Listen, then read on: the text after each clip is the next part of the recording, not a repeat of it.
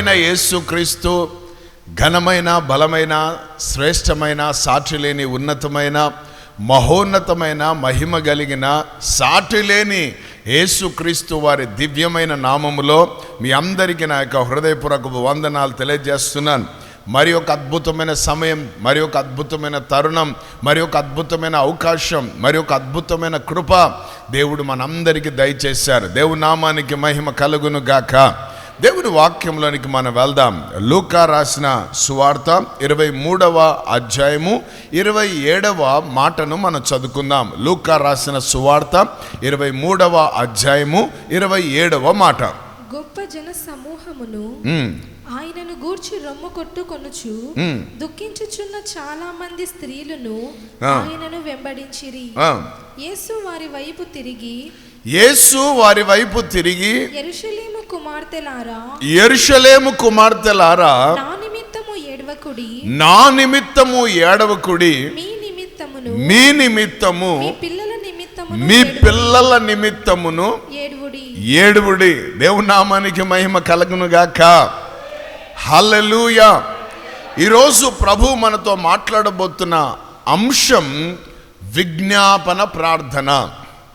అందరూ ఆమేన్ చెప్పండి. ఏ ప్రార్థన? విజ్ఞాపన ప్రార్థన. దేవునికి స్తోత్రం. ప్రార్థనలో ఎన్నో రకాలు ఉన్నాయి. హల్లెలూయా.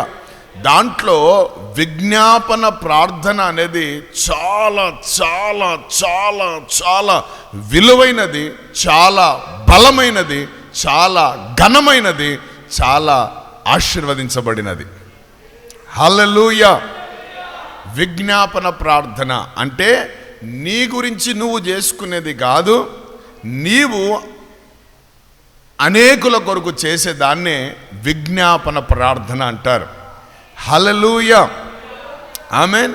ఇక్కడ యేసు ప్రభు వారు ఏడవండి అంటున్నాడు. ఏమంటున్నాడు? ఏడవండి అంటున్నాడు. హల్లెలూయా. దేవుని నామానికి మహిమ కలుగును గాక.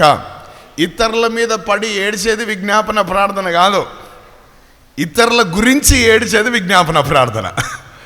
హల్లెలూయా. మళ్ళీ చెప్తున్నాను, విజ్ఞాపన ప్రార్థన అంటే ఇతరుల మీద పడి ఏడ్చేది కాదు, ఇతరుల గురించి ఏడ్చేదాన్నే విజ్ఞాపన ప్రార్థన అంటారు. ఈరోజు ఇతరుల మీద పడి ఏడుస్తున్నావా, లేక ఇతరుల గురించి ఏడుస్తున్నావా? ఒక క్వశ్చన్ మార్క్ నువ్వు వేసుకో. ఇతరుల మీద పడి ఏడవడం అంటే ఏంటన్నా, ఇతరుల గురించి ఏడవడం అంటే ఏంటి అని అంటే, ఒకడు మంచి బట్టలు వేసుకొని, మంచి ఇల్లు కట్టుకొని, చక్కగా భార్య భర్త పిల్లలతో సంతోషంగా ఉంటూ, ఒక మంచి ఉద్యోగం చేసుకుంటూ, క్రమమైన జీవితాన్ని జీవిస్తూ, ఆమేన్, దేవునిలో ఆనందిస్తూ, దేవునికి ఇస్తూ, దేవునిలో ఎదుగుతూ, దేవునిలో దీవించబడుతూ ఇట్లా సాగుతున్నాడు అనుకో. వాడు మొన్న వచ్చాడు, అప్పుడే ముందు సీట్లో కూర్చున్నాడు, మొన్న వచ్చాడు, అప్పుడే బండి కొన్నాడు, అమ్మో బంగారం ఉంగరం కొట్టాడు, అమ్మో చైన్లు వేసుకున్నాడు, అమ్మో. ఇది ఏమంటారు దీన్ని? వాని మీద పడి ఏడవడం.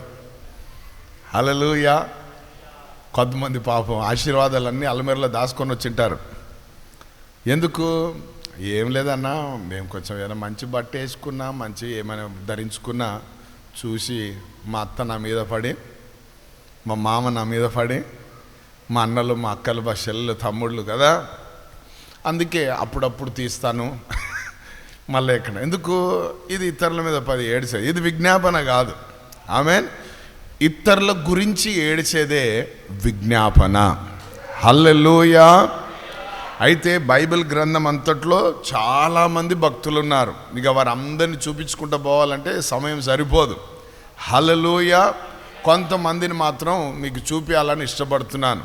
ఇతరుల మీద పడి ఏడ్చిన వాళ్ళు కాదు, ఇతరుల గురించి ఏడ్చిన వారు. దేవునికి స్తోత్రం. హల్లెలూయా.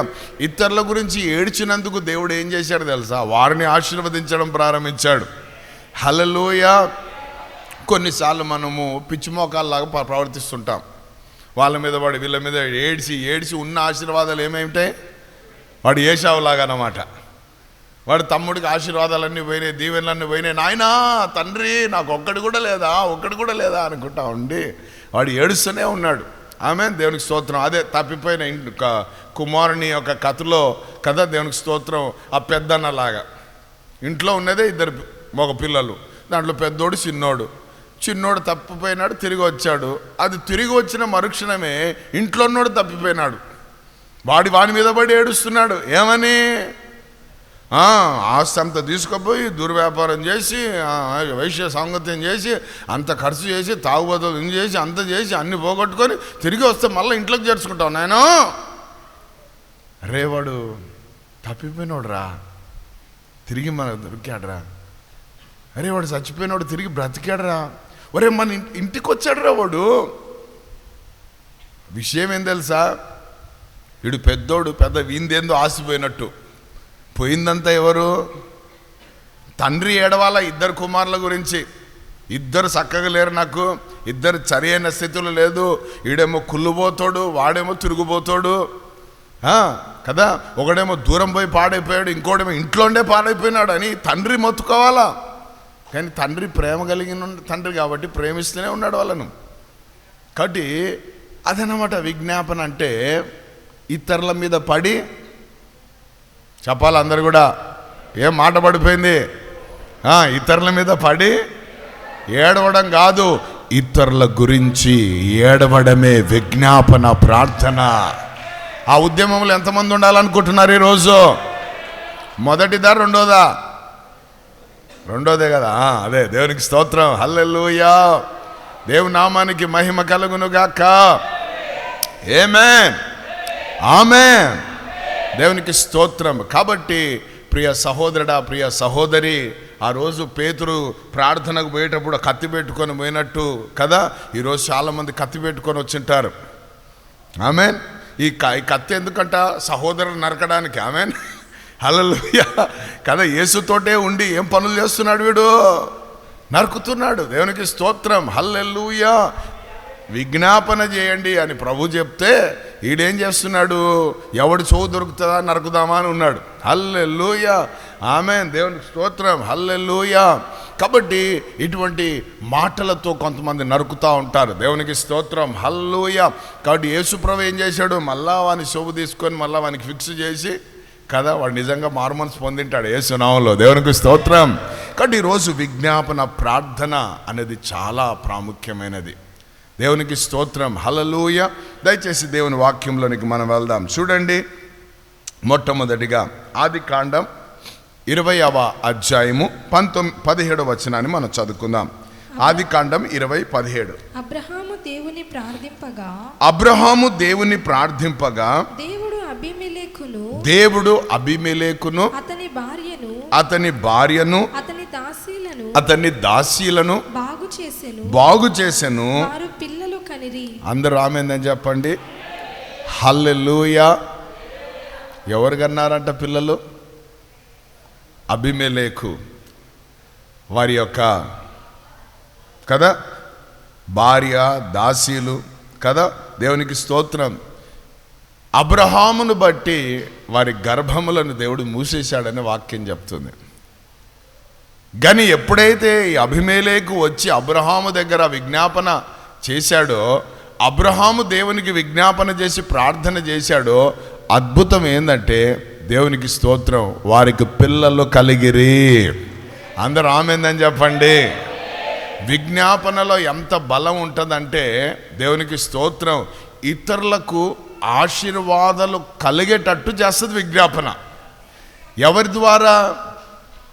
నా ద్వారా, నీ ద్వారా. దేవునికి స్తోత్రం. మనం ఎప్పుడైతే విజ్ఞాపన ప్రార్థనలకు వస్తామో, వచ్చిన మరుక్షణమే నీ ప్రార్థన దేవుడు ఆలకించి నీవు చేసిన ప్రార్థనను బట్టి అబీమెలెకు లాంటి వాళ్ళని ఎంతో మందిని దేవుడు ఆశీర్వదించడం ప్రారంభిస్తాడు. హల్లెలూయా. ఈ అబీమెలెకు అన్నాడు సామాన్యుడు కాదు, అతడు రాజు. ఆమేన్. వానికి అన్నీ ఉన్నాయి కానీ అసలైంది లేదు. కాబట్టి అన్నీ ఉంటాయి కొంతమందికి, కానీ అసలైన వాళ్ళ జీవితాల్లో ఉండవు. దేవునికి స్తోత్రం. హల్లెలూయా. అన్నీ ఉన్నాయి బ్రదర్, కానీ ఏదో తినడానికి నాకు ఎందుకో ప్రాబ్లం అనిపిస్తుంది, గుండె అంతా పట్టేసినట్టుంది, తిన్నది కొంచెమే కానీ అరగడం లేదు, అది ఇది అంటే వాడి కోసం నువ్వు చేస్తావు ఏంటి? అద్భుతం ఏంటంటే నువ్వు నేను నెత్తిమీద చేయబెట్టినావంటే వాడు తినడం ప్రారంభిస్తాడు. హలో, ఎందుకంటే విజ్ఞాపనలో ఉన్న బలమే అది. అందరూ ఆమేన్ చెప్పండి. నీవు చేసే ప్రతి విజ్ఞాపన దేవుడు ఆలకిస్తాడు.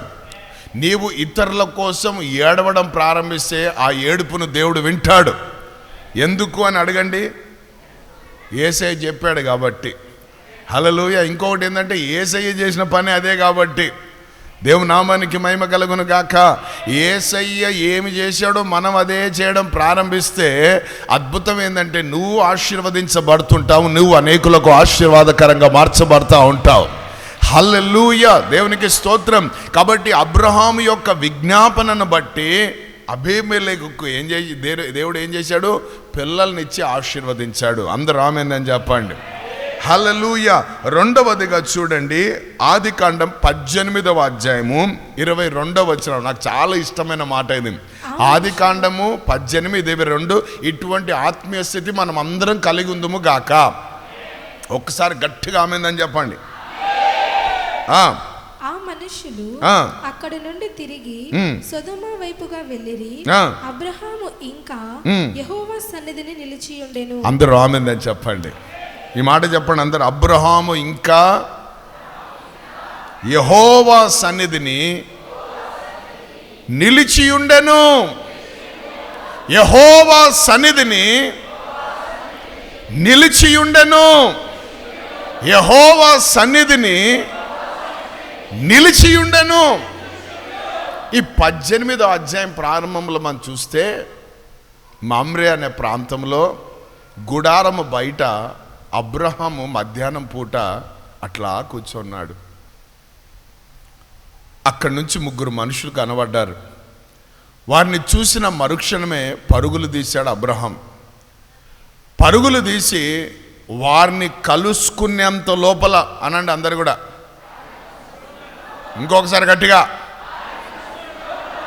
3 సార్లు సాష్టాంగపడి నమస్కారం చేశాడు. ఎన్నిసార్లు అంటే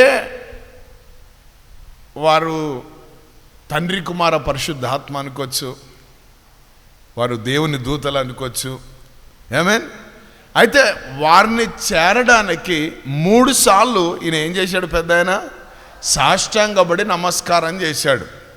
ఈ సాష్టాంగపడి నమస్కారం చేయడంలో అర్థం ఏంటి? ఆత్మీయ అర్థం ఏంటంటే తన్ను తాను సమర్పించుకున్నాడు. ఇప్పుడు ఆ వస్తున్న వారికి తన్ను తాను ఏం చేశాడు? నువ్వు దేవుని సన్నిధికి వచ్చేటప్పుడు ఎన్నిసార్లు సాష్టాంగపడుతున్నావు? ఎన్నిసార్లు నమస్కారాలు చేస్తున్నావు?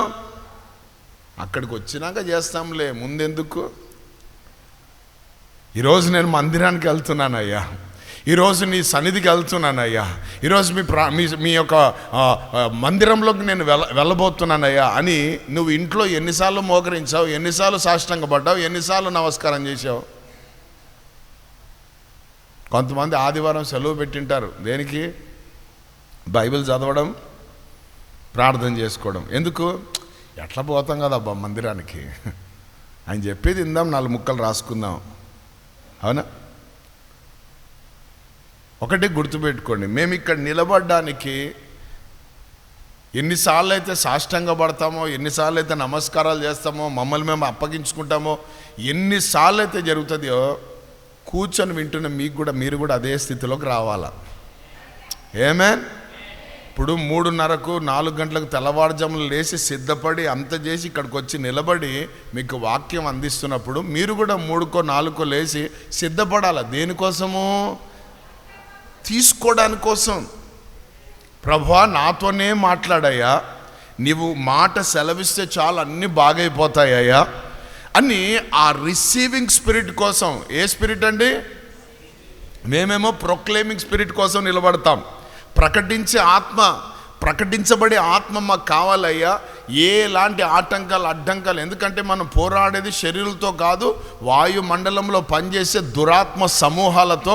కాబట్టి వాటన్నిటిని దాటుకుంటా మీ వాక్కు వెళ్ళాలి. కాబట్టి అటువంటి బలము, అటువంటి శక్తి, అటువంటి కెపాసిటీ కావాలి ప్రభా అని ప్రార్థన చేసుకుని నిలబడతాం. ఇప్పుడు మీ దగ్గరికి ఆ వాక్కు అందటప్పుడు ఏమవుతుందంటే సైతానుగాడు పక్కనే కూర్చుంటాడు. కరెక్ట్ మాట ఏదైతే నీకు అవసరమో ఆ టైంలో అంటాడు, నీళ్ళు తాగొద్దుపా. ఏమంటాడు? ఆ టైంలోనే కళ్ళు అట్లా పక్కకి వెళ్ళిపోతాయి. పక్కకు పోయి కానీ ఏదో కొత్త డ్రెస్ కొన్నట్టున్నారు వీళ్ళు, కొత్త చైన్ ఏదో వేసినట్టు, అప్పుడే సెల్ చూడాలనిపిస్తుంది, అప్పుడే ఏదో తలంపు పుడుతుంది. అయినా లేదా ఎప్పుడైనా తెలియకుండానే ఎంత పెద్ద ఆవలింత అంటే కడుపులో ఉన్నాయి అన్నీ కనబడుతుంటాయి. ఎప్పుడు మామూలుగా ఆవలించారంతా, కానీ ఇక్కడ అంత ఆవలించి వచ్చేసినది. ఎట్లా? రిసీవింగ్ స్పిరిట్ లేదు. ఆమెన్. నీవు ఆ ప్రార్థనతో, సిద్ధపాటుతో, సమర్పణతో ప్రాణ ఆత్మ శరీరాలన్నీ సమర్పించుకొని ఇక్కడికి వస్తే ఒక్క నిమిషము సైలెంట్గా ఉండలేవు. నీ ఆత్మలో వైలెంట్ వ్యక్తిగా అయిపోయి ప్రతి మాట నాకే, ప్రతి మాట దేవుడు నాతో మాట్లాడుతున్నాడు, ప్రతి మాట నాకే అని ఆనందిస్తుంటావు ప్రభులో. హల్లెలూయా, దేవునికి స్తోత్రం. ఆమేన్. ఆనందిస్తుంటావు, లేకపోతే ఆవలిస్తుంటావు. అదే తేడా.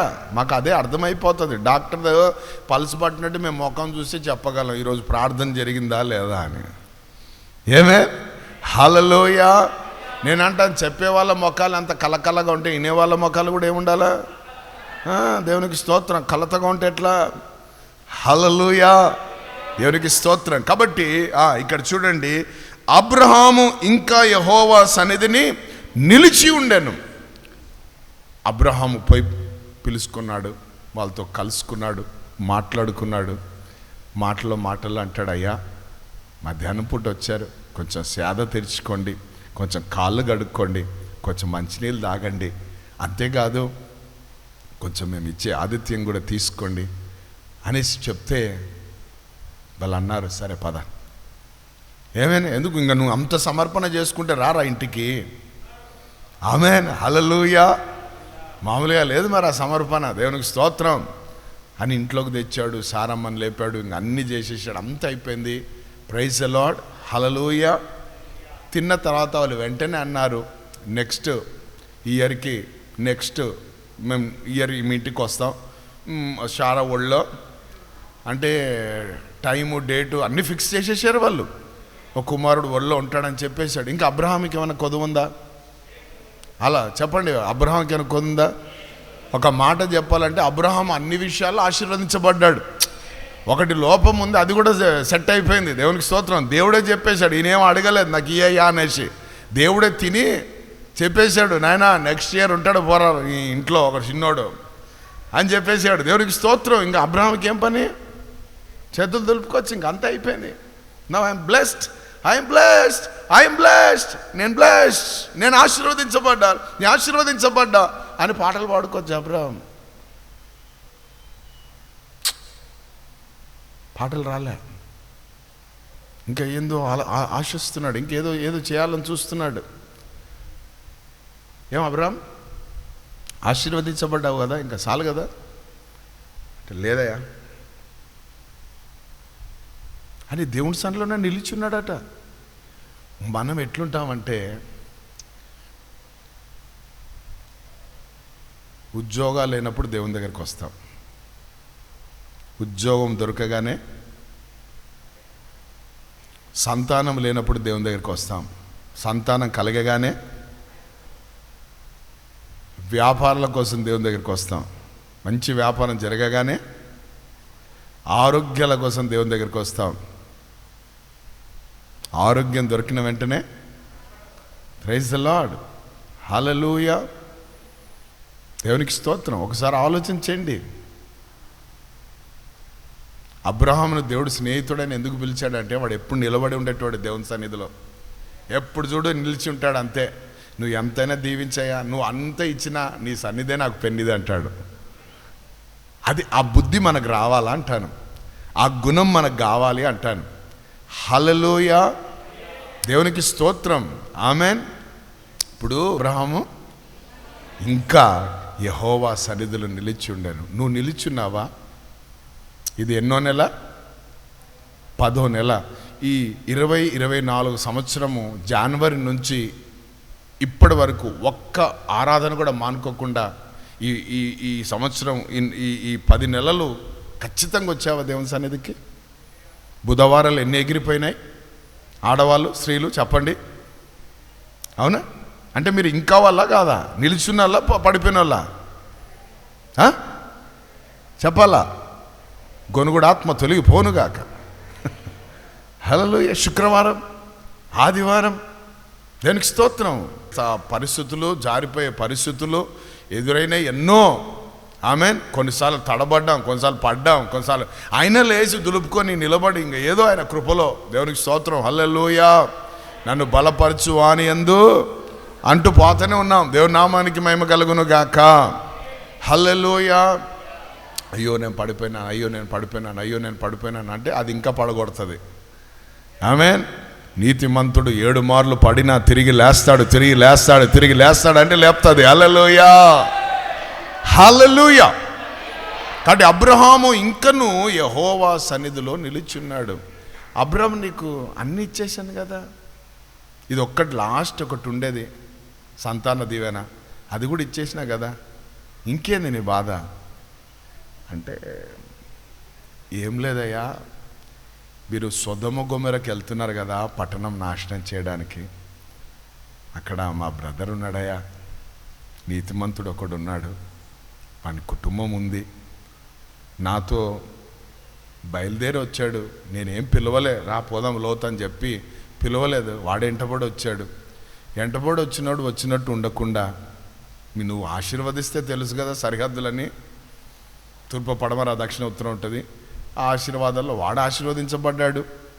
కాతే మందల కాపర్లకు వచ్చిన ఈ తేడాలు, వాళ్ళు చేసిన పనికి అబ్రామయ్య మాకు మీ మందలు మా మందల కాపర్లో కొంచెం ప్రాబ్లం వచ్చింది, అయినా కానీ ఓకే మేము ఎక్కడ పోము ఇక్కడే ఉంటాం, ఎందుకంటే నువ్వు పిలుపు కలిగినోనివి, నువ్వు దర్శనం కలిగినోనివి, నువ్వు వాగ్దానాలు పొందుకున్నోనివి, నీతో అంటుకట్టు ఉంటే మాకు కూడా ఆశీర్వాదాలు వస్తాయి, మాకు దీవెనలు వస్తాయి, మాకు అన్నీ జరుగుతాయి, కాబట్టి మీ దగ్గర ఉంటాం. కొంచెం ఇరుకులు ఉంటాయి, సమస్యలు ఉంటాయి, కొంచెం ఇబ్బందులు వస్తాయి, అయినా పర్లేదయ్యా మీతో ఉంటాం అని చెప్పింటే ఎంత బాగుండు.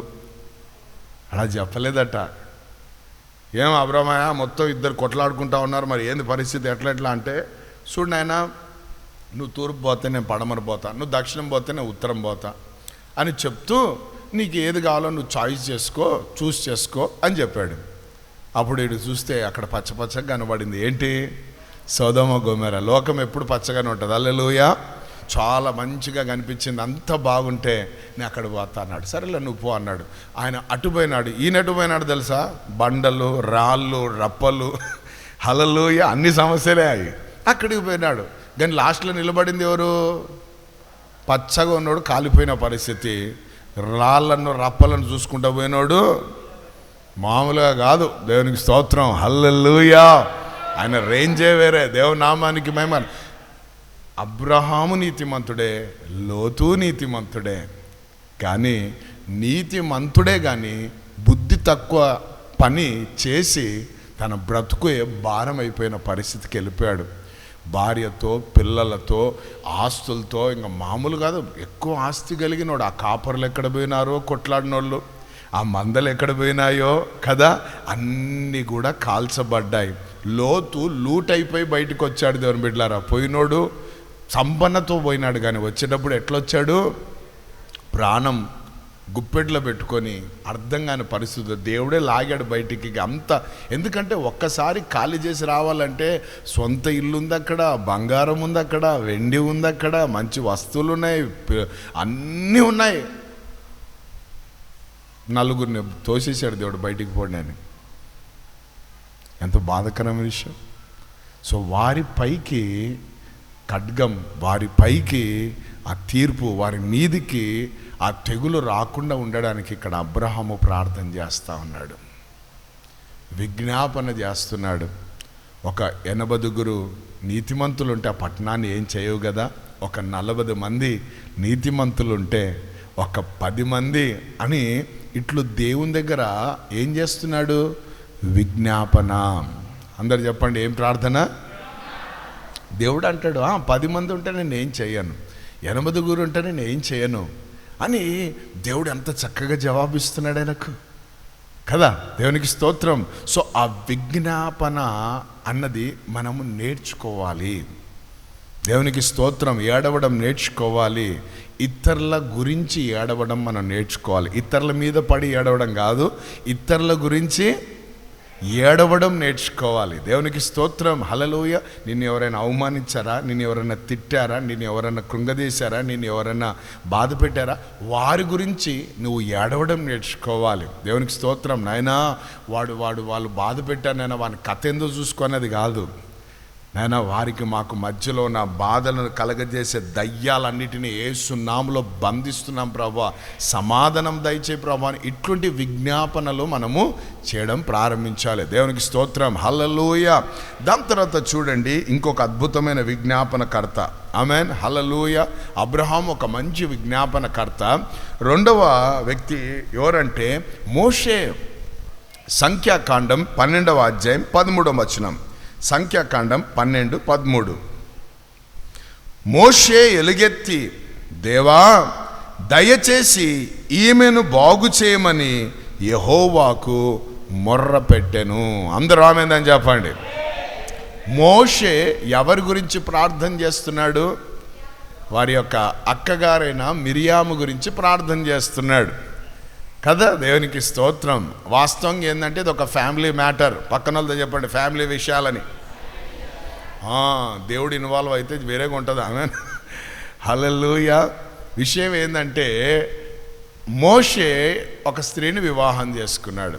అది అహరోను గారికి, వారి యొక్క సిస్టర్ మిరియామ్ గారికి ఏం కాలేదు, జీర్ణించుకోలేకపోయినారు. ఎందుకో వాళ్ళ మంచిగా అనిపించలేదు. సరే, బాగా అనిపించినప్పుడు వెళ్ళి ఏదైనా మాట్లాడుకొని అంత చేసింటే బాగుండేది. కానీ వాళ్ళు ఏం చేశారంట, మోషేకు వ్యతిరేకంగా మాట్లాడడం ప్రారంభించారు. అరే వాడు దైవ సేవకుడు అన్న సంగతి కూడా మర్చిపోయారు. నెత్తి మీద అభిషేకం ఉందన్న సంగతి కూడా మర్చిపోయారు. వాడే కదా మనల్ని బయటికి తీసుకొని వచ్చి ఈరోజు ఈ స్థితిలో పెట్టాడు. మనం అంతా ఈ స్థితిలో ఉండడానికి, మనం ఎక్కడో ఉండేవాళ్ళం, మనల్ని యాజకునిగా క్యాడర్లోకి తీసుకుని వచ్చినాడు ఆయనే కదా. ఆమేన్ అని ఈ సంగతులన్నీ మర్చిపోయారు. మోషేకు వ్యతిరేకంగా మాట్లాడుతుంటే దేవుడు ఏం చేశాడు, ఇన్వాల్వ్ అయ్యా అన్నాడు. తెలుసా, ఫస్ట్ వాళ్ళిద్దరిని బయటికి రమ్మని అన్నాడు. యాజకత్వం చేసేవాడు లోపల ఉండి అందరు బయట ఉండాల్సింది, ఇప్పుడు యాజకత్వం చేసేవాడిని బయటికి పంపన్నాడు. అంత దూరం పెట్టాడు వాళ్ళని. పెట్టి మోషే గురించి దేవుడు సాక్ష్యం చెప్తున్నాడు. Praise the Lord. హల్లెలూయా. నేను అనుకుంటాను ఎప్పుడు కూడా నా జీవితంలో బ్రతుకుతే అట్లా బ్రతకాల. దేవుడే మన గురించి పోయి ప్రజలతో మాట్లాడాలి. మనం పోయి చెప్పుకోవాల్సిన అవసరం లే. అన్న నేను మంచోని అన్న, గడ్డం పట్టుకొని చెప్తాను నేను అన్నాను, వద్దు అవసరం. దేవుడు చెప్పాలి మన గురించి సాక్ష్యం. ఒక్కరిని నువ్వు చెడ్డవాళ్ళు అన్నాడు చూపుతో నువ్వు చూసేవాడు ఎప్పటికీ చెడ్డవాడే. నీకు వాడు అన్నం పెట్టినా, నీళ్ళు ఇచ్చినా, డబ్బులు ఇచ్చినా, ఏమిచ్చినా, ఎందుకు మైండ్లో ఫిక్స్ అయింది అనండి అందరు కూడా. ఆ ఫిక్సింగ్ చాలా డేంజర్ అన్నమాట. హల్లెలూయా. దేనికి స్తోత్రం. వీళ్ళందరూ ఎందుకు రాలిపోయారు? ఇశ్రాయేల్ అందరూ కూడా వాళ్ళ మైండ్ అంతా ఫిక్సింగ్ ఏంటో తెలుసా, ఆ కానాను దేశానికి మనం వెళ్ళలేం. ఒకవేళ వెళ్ళిన ఆ ప్రాంతాన్ని మనం స్వతంత్రించుకోలేం. కారణం ఏంటంటే అక్కడ అంత ఆజానుభావులు ఉన్నారు. వాళ్ళ ఎదుట మనం ఎట్లున్నాం, మిడతల్లాగా ఉన్నాం. కాబట్టి అంత సులువైన విషయం కాదని ఆ మైండ్లో ఫిక్స్ అయిపోయి మళ్ళీ వెనకకు బయలుదేరదాం, మళ్ళీ వెనక ఒక నాయకుని పెట్టుకొని మళ్ళీ ఆ బానిస బ్రతుకు, శరీరముతో కూడిన బ్రతుకు, లోకము, ఇంకా పాపము, ఇంకా శాపము, దరిద్రత ఉన్న ఐగుప్తులకి వెళ్దామని మళ్ళీ ఆలోచన చేయడం ప్రారంభించారు. కారణం ఏంటి?